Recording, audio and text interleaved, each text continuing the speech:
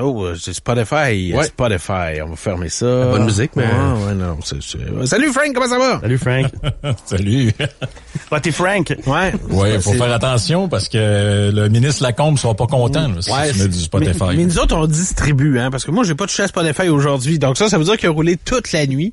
Fait qu'il y a des per diem qui sont donnés. On donne du L'argent, cash, là, on oui. est de même. On est généreux. On fait des playlists Québec, on fait rouler ça la nuit. C'est ça. Ouais. Frank, j'imagine que dans ton quand tu te promènes puis tu rencontres un paquet de... Surtout que tu viens d'écrire un livre, là, tout le monde te dit qu'il faut pas baisser les impôts, hein? Oui, tout le monde me dit oui. ça. Oui. C'est un sujet de conversation à machine à café. Faut pas toucher à ça. Le panier de service. Écoute, c'est assez particulier ce qu'on voit en ce moment. Là. J'en jasais hier en privé avec Dom Dumas justement, puis c'est ça qu'on disait, tu sais, on fait des sondages d'opinion parce que tu sais on est bon pour casser du sucre sur le dos des Québécois, là, dire les Québécois c'est ça, ils comprennent jamais rien, puis mais quand tu leur demandes, parce que la force c'est qu'il faudrait leur demander ce qu'ils pensent aussi. Mm-hmm. Quand on les sonde, puis on leur pose la question.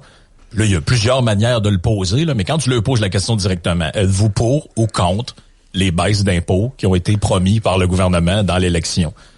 La réponse, c'est que 65% des gens sont pour, 20% des gens sont contre, puis il y a un 10% là, qui sait pas. Là. Il est vraiment arrivé que, tu sais, depuis qu'ils ont parti ce sujet-là, ça fait quoi, 2 semaines environ? Ouais, Il y a environ 2 semaines, ils ont lancé ça. Tu sais, j'avais même entendu DH réagir sur nos ondes la semaine dernière. Ça, c'était avant que le sondage sorte, là. Il faisait, voyons, c'est quoi l'histoire que les Québécois sont contre les baisses d'impôts? On n'a jamais des baisses d'impôts, là. On a la chance peut-être de l'avoir. On commencera pas à cracher dessus. Il faut l'avoir, puis let's go.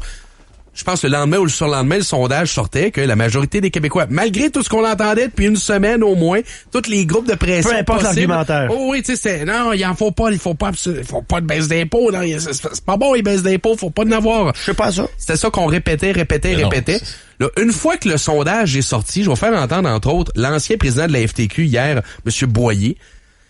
Là, la nouvelle ligne, là, puis il y a une madame de la CSN qui avait dit ça aussi il y a quelques jours, c'est que, non, les gens répondent qu'ils veulent des baisses d'impôts, mais c'est parce qu'ils comprennent pas. Vos ex-membres, ils en veulent peut-être des baisses d'impôts, M. Boyer? Ben, écoutez, c'est sûr que si on pose une question ben bête aux gens, est-ce que vous voulez des baisses d'impôts? Moi, personnellement, je vais même répondre oui, là. Les conséquences de ces baisses d'impôts-là, par contre, c'est comme si on demandait aux gens, aimez-vous la crème glacée? Mais les contrepoids de la crème glacée, ça, on les mesure pas. Les contrepoids des baisses d'impôts, on les mesure pas. Moi, je pense qu'il faut les mesurer. On peut juste avoir un peu de crème glacée, un peu de baisse d'impôt, là. Ouais, je non, veux c'est pas ça, un 8 litres, là. Fait que là, lui, en gros, ce qu'il est en train de dire, c'est qu'à chaque fois qu'on pose une question aux gens, on devrait décliner tous les effets négatifs que ça pourrait avoir. Oui. Genre, est-ce que vous aimez la crème glacée, sachant qu'elle pourrait vous rendre obèse, diabétique? Là, t'es comme, je sais pas, là. Je suis un cornet, moi, là. Ouais, je peux-tu juste savoir mon cornet? Mais tu dis, sachant qu'elle pourrait, c'est plus. Est-ce que t'aimes la crème glacée, sachant qu'elle va te donner un gros cul? Parce que eux autres, il y a pas de pourrait, il y a pas de conditionnel, là. C'est automatique. C'est là. sûr que ça va arriver. 2 cornets, gros cul. Tu manges une lichée, puis le cul te pousse. Oh oui. Puis là, ben, écoute, c'est moi, je pense qu'on pourrait établir de quoi clairement déjà au départ. Là. C'est que quand il est question de baisse d'impôts, est-ce que vous pourriez arrêter de m'amener du monde de la FTQ, de la CSN, du SCFP ou de je sais plus trop quel autre syndicat? On le sait que la réponse c'était hier, c'était non. Aujourd'hui, c'est non. Et demain, et pour les 50 prochaines années, chaque jour, la réponse va être non. Non, c'est pas le temps. Non, on peut pas se le permettre. Non, ça a pas d'allure. Fait qu'on on la connaît, la toune, là. Moi, j'ai pas envie d'entendre cette... Puis là, à chaque fois, on amène ces gens-là comme des experts. Mais c'est des experts en quoi, au juste? Là? C'est pas des fiscalistes? Ouais, c'est en quoi le gars de la CSN est supposé avoir une opinion sur les hausses ou les baisses d'impôts. Tu sais, je veux dire, ça Ben, pas c'est de sens, surtout du cette monde affaire-là. qui automatiquement sont biaisés parce que s'il y a des baisses d'impôts, ça leur fait moins de cash eux autres dans lequel piger. Ben oui, puis c'est surtout que, tu sais, constat numéro 1, leur recette à eux, ça fait longtemps qu'on l'expérimente. Là. Depuis les années 40 au Québec, là, les impôts ne font qu'augmenter, cash dans la machine ne fait qu'augmenter, et les services publics, là, au mieux, ils stagnent, au pire, ils deviennent moins bons. Là. Ben voyons, qu'est-ce que tu dis là, Frank? Ça fait des décennies au Québec, on est géré à droite par des partis néolibéraux qui coupent dans la taille de l'État. Oui. Ça va, Dom? Oui. Ben oui, c'est ça. Le Delirious. Dom, il a été converti par le gars de la CSN. Il a été ébloui par son intellect. QS, il arrête pas de dire ça aussi. Oui. D'ailleurs, je sais pas si vous aviez vu ça, mais ça, j'ai trouvé ça fabuleux. C'était Bernard Drinville sur ses réseaux sociaux qui, lui, je vous rappelle, quand il était péquiste, il pétait un gasket parce qu'il disait, là, les libéraux puis l'austérité, ça a pas d'allure. Il y a 2-3 semaines, il nous met un graphique. Le propre graphique fait par la CAQ. Oui. Et dessus, il y a un tableau des dépenses en éducation. C'est une flèche qui monte par en haut, là. Ça fait que monter. Et le début de la ligne est rouge, parce que c'est dans le règne libéral, et le reste de la ligne est bleu poudre, parce que c'est dans le début du règne caquiste. Et là, il nous dit, avec la CAQ, on investit en éducation. Puis là, je dis, OK, mais c'est parce que la petite ligne rouge qui monte par en haut, là, ça, c'est le bout où toi, tu criais à l'austérité. Mais ça n'a jamais existé, cette affaire-là. Tu viens de le montrer toi-même avec ton propre graphique. Fait que tu sais, si les libéraux veulent sauver de l'argent, ils peuvent arrêter d'essayer de produire des rapports, juste prendre ceux de la CAQ. Y a pas de problème. Là. Si tout est écrit dedans, on vous a dit exactement ce que vous devez savoir. Parce que, regarde, j'en profite. Vous autres, vous avez fait récemment, avec Yann Sénéchal, avec Vincent Geleseau aussi, vous avez fait une entrevue avec Philippe Couillard, l'ancien premier ministre, puis vous avez parlé à un moment donné, justement, de l'austérité, puis comment c'est spiné dans les médias. Puis j'ai une ou deux choses à faire entendre, parce que honnêtement, il a été bon, Philippe Couillard, là-dessus. Puis je l'avais dit dans cette entrevue-là que vous avez faite, qui dure 1 heure, le gars a une pensée économique que je pensais moins développée que ça. C'est un ancien médecin. C'est pas un fiscaliste, c'était pas lui. Pas un économiste. Pas un ancien ministre des Finances non plus. Il a toujours géré la santé. Mais non, côté économique, le gars avait quand même une pensée quand même assez développée. Puis voici ce qu'il avait à dire, entre autres, sur la fameuse austérité. Ce qui m'inquiète, je suis à côté ici, dans la tournure que ça a pris. Maintenant, il est commun de voir dans les journaux, commentaires, que les années de mon gouvernement ont été des années d'austérité, comme si c'était une chose, comme vous avez mentionné la Grèce, l'Angleterre, tu sais, toutes les comparaisons les plus catastrophiques possibles sont mises de l'avant, alors qu'il n'y en est rien. Puis la conséquence malheureuse pour le Québec, c'est que chaque fois maintenant que quelqu'un va dire qu'il veut mettre un peu d'ordre dans les finances publiques, il va se faire taxer l'austérité, puis il va se faire couper le sifflet dès le début. Et c'est curieux, personne ne fait l'exercice. Si vous mettez sur un tableau l'évolution des dépenses réelles du gouvernement dans les années au gouvernement, puis vous montrez ça à n'importe qui dans le monde, puis vous dites, est-ce que c'est de l'austérité? Ils vont dire, ben non, c'est clairement, c'est pas de l'austérité. Les dépenses publiques ont continué dans certains cas, en ligne droite par rapport à ce qui était le cas auparavant. Wow. C'est clair, là. Ouais, c'est exactement ça. Puis il y a un autre bout qui nous disait, à un moment donné, dans l'entrevue, il dit, tu sais, on a oublié une affaire, puis toutes les partis de politique de l'époque ont oublié, mais il dit, quand on s'est présenté puis on a été élu, tous les autres partis, à l'exception de Québec solidaire, proposaient de revenir à l'équilibre budgétaire avec une série de mesures. Et là, pour les baisses d'impôts en ce moment, je veux juste rappeler aux gens qui nous écoutent que c'est exactement la même affaire. La CAQ proposait des baisses d'impôts, le PCQ proposait des baisses d'impôts et le PLQ proposait dans sa plateforme des baisses de taxes, entre autres le retrait de la taxe de vente sur une série, genre 100 quelques produits de consommation. Et je te dirais même que de mémoire, il y avait quelque chose dans le programme du PQ. Il y avait à peu près juste QS.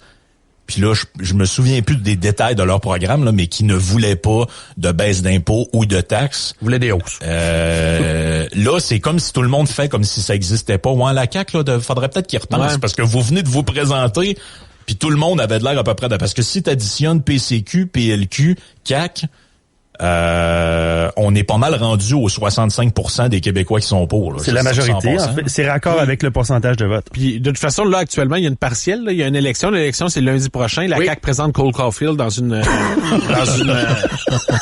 Puis les pancartes... Une pancarte sur 2, c'est pour dire que ils promettent des baisses d'impôts. Oui, ils sont encore là-dessus. Là. Leur cheval de bataille. Mais ils gèrent avec des sondages. Donc, en même temps, si les sondages sont pour les baisses d'impôts, c'est peut-être une bonne nouvelle pour ceux qui en souhaitent. Mais l'autre question aussi, Frank, comment est-ce qu'on peut sérieusement, là, dans la même phrase, dire les Québécois ne sont pas au courant de l'étendue du panier de services et en même temps, qui est très gros, et en même temps dire qu'on est géré à droite depuis des décennies? Ouais, ben là, si tu comprends qu'ils sont pas à une contradiction près là-dedans. Ouais, ils sont pas au courant de l'étendue du panier de service. Je t'annonce que ceux qui faisaient la file à SAQ ont vu qu'il y avait des trous dans le panier. Tu sais, on va juste s'entendre là-dessus. Là. Puis tu sais, ça aussi d'ailleurs, c'est De manière, les Anglais appellent ça throw money at the problem. Là. Mais en bon français, c'est on pense que pitcher de l'argent sur un problème ou augmenter la quantité d'employés ou quoi que ce soit règle quelque chose. Mais le problème est pas là. Vous le voyez avec la SAQ. Là, ils ont pitché plein d'argent dans un nouveau système. Là, ils augmentent le nombre de ressources. Geneviève Guilbeault qui part en catastrophe de la France pour revenir ici. Pour régler ça. Là, t'es comme, OK, mais je veux dire, le problème n'est pas la quantité de ressources et n'est pas la quantité d'argent. Le problème, c'est que tu pourrais tout simplement le régler en changeant 2-3 niaiseries. Là. Mm-hmm. Genre, ton permis, là, on pourrait-tu s'entendre qu'il est bon pour 15 ans, mettons? Ben... Je sais pas, mettons qu'on te donne un permis pis on te dit, garde, pars là, puis tu reviendras dans 20 ans. Ça fait-tu ça? Ouais, ça peut faire. Ben, les passeports sont bons 10 ans, là. Il y a bien du monde, ça va faire leur affaire de pas rajeunir la photo, là. Aussi. Ouais. Oui, c'est ça. C'est dans bien des cas, c'est un service que tu rends en plus. Bah oui, mais c'est gratuit. Juste pour le prouver, tu m'as demandé hier de sortir un extrait de Sonia Lebel qui était à Tout le monde en parle dimanche soir. Puis Guilla lui posait des questions, bien sûr. Ouais, ben là, les baisses d'impôts, ont manqué d'argent, etc. Écoutez, sa réponse est quand même pas pire. Si on le fait, c'est parce qu'on pense qu'on est capable de le faire tout en maintenant les services. Avec moins d'argent. Ben, on a, puis je vais revenir à ma position de départ. On a injecté des milliards de dollars pendant la pandémie pour retenir les infirmières et ça a été, malgré tout, elles sont essoufflées, malgré tout. Donc, ce qu'elles ont besoin, c'est de la prévisibilité, de la conciliation travail-famille. Puis il y en a beaucoup qui nous ont dit, vous pouvez bien me rajouter du salaire. Moi, si j'ai pas de temps pour le dépenser, j'ai pas de temps pour prendre du temps, ben ça fait pas mon affaire. Donc c'est pour ça que le focus présentement, l'accent est mis sur l'organisation du travail. C'est pas tout le temps une question d'argent. Tu sais, je les entends beaucoup ces jours-ci qui nous disent que ouais, ben là faut pas, tu sais, c'est important les impôts qu'on paye, ça nous paye des places en CPE. Ouais, mais là vous arrêtez pas de chialer qu'il y en a pas de place en CPE. Non, puis même si tu ajoutes de l'argent, ça en créera pas par magie. Parce qu'il y aura pas plus d'éducatrices. Mais non, puis tu sais, je veux dire, c'est pour donner, mettons, on prend un exemple là, qui rejoint peut-être plus le monde, parce que le milieu de la santé, ça a donc l'air compliqué, puis on sait pas trop ce qui se passe tout. Mais mettons là qu'il y a quelqu'un qui nous écoute, là, vous faites de la livraison, là. Vous avez un cube de livraison, vous travaillez pour une compagnie de livraison. Là, tu sors pour aller faire tes livraisons, il y a deux crevaisons après ton truck. Tu rentres en dedans, tu dis au boss, ouais, là, c'est parce que je suis pas capable de faire des livraisons avec ce truck-là, il y a 2 flats, là, je peux pas partir avec. Et la réponse, c'est, vas-y, là, m'a t'augmenté de 2 piastres de l'heure. Répare le flat, les 2 flats. C'est ça. Là, t'es comme, ouais, mais là, c'est parce qu'il y a encore les 2 flats après le char. Non, vas-y, m'engager quelqu'un d'autre pour aller avec toi. 4 piastres de bord. C'est pas ça mon problème. J'ai 2 flats après mon char. Je peux pas aller faire les livraisons. OK, m'a donné une prime au rendement. Si tu finis tout à la fin de la journée, tu vas avoir un 2000 de plus. Ah, OK. Je veux des pneus. Ben, c'est ça qui se passe dans le système de la santé. Ils veulent des horaires prévisibles, ils veulent avoir certaines conditions de travail, puis tout ce qu'on a à leur proposer, c'est on va vous donner une prime, on va vous donner ici. Ouais, mais c'est pas ça qu'ils veulent, c'est pas de même qu'ils veulent être gérés, ils veulent avoir des conditions de travail. Mais là, on est en train de dire que ouais, mais là si on baisse, puis les baisses, ça aussi l'affaire les baisses d'impôts. On a vu une flopée d'experts venir nous dire que hey, ça donne ben pas de bon sens là, j'ai calculé, puis si tu gagnes 26 000 par année, ça va être 23 piastres que tu vas avoir. Ben oui, vous venez de découvrir que pour avoir des baisses d'impôts, fallait que t'en payes. C'est la base, hein? Sur ça, Frank, on pourra pas accoter ça. Hey, le livre, parle-nous du livre, parce que là, je veux, on a à faire tirer, on a un paquet à faire tirer. J'ai des questions à poser. D'ailleurs, appelez-nous 88-670-9098. Les gens sont curieux. Ils ont le goût de le lire, ils ont le goût d'apprendre tout les paquets d'affaires que tu as recherchés, que t'as tout.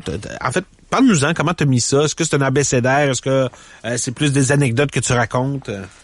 Ouais, ben dans le fond, l'idée, c'est ça, comme j'avais dit à Dom un moment donné, l'idée, c'était venu un peu quand on faisait des segments de musique le vendredi. Gary était là, entre autres. C'était le fun, ça. On racontait tout le temps des histoires, puis tu sais, moi, je lisais beaucoup de biographies de le drummer de Pink Floyd, d'autres histoires, tu sais, la biographie de Robert Plant. Puis là, je prenais beaucoup de notes, puis là, un moment donné, je checkais mes affaires, je disais, hey, j'ai genre 200-300 pages de notes, ça va se perdre, puis l'anecdote, si t'as pas écouté le segment, ça va se perdre, puis tu sais, t'as pas tout le temps de rentrer dans les détails. Fait que au début, je me suis dit, je vais prendre peut-être une 50aine d'histoires, puis je vais faire un livre avec ça. Mais là, tu comprends que rendu à 10, j'étais déjà rendu à beaucoup de pages. Fait que là, Combien de pages, donc, pour les gens qui aiment pas lire?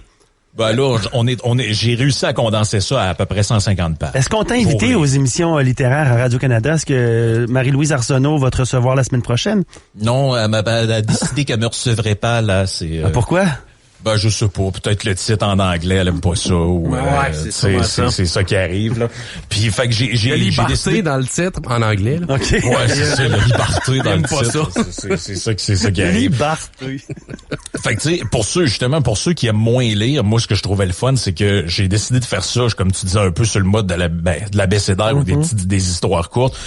Ça se lit très bien, là. Tu prends une histoire, ça dure 3, 4, 5, 6 pages au maximum, puis t'as une petite affaire qui te reste en tête, une anecdote marquante sur une série d'artistes que les gens aiment. Puis il y en a, je pense, pas mal pour tous les goûts là-dedans. Il y en a qui m'ont dit, ouais, moi, je suis pas trop rock, metal, je suis plus country ou peu importe. Il y a une histoire sur Johnny Cash, t'es plus blues. Il y a une histoire sur Robert Johnson avec des trucs sur Eric Clapton. L'histoire sur Marie-Mé, c'était-tu vrai, ça?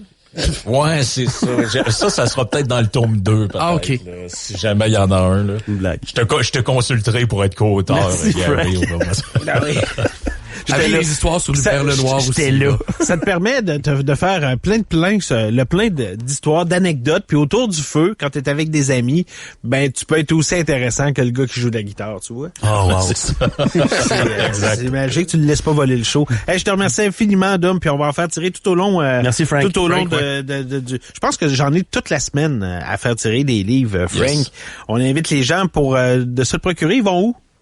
Ils vont sur Amazon.ca, Live Free and Die. Vous allez trouver assez facilement. En ce moment, il est numéro 1 pour les livres de musique. Donc, je pense que vous allez avoir la facilité à le trouver. Je peux-tu l'acheter sur le panier bleu?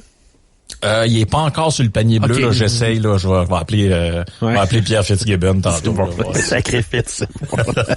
Hey, on t'écoute avec ton podcast avec Yann. Passe une super journée. Puis à la semaine prochaine, François. Bye bye. Salut Frank. Ciao.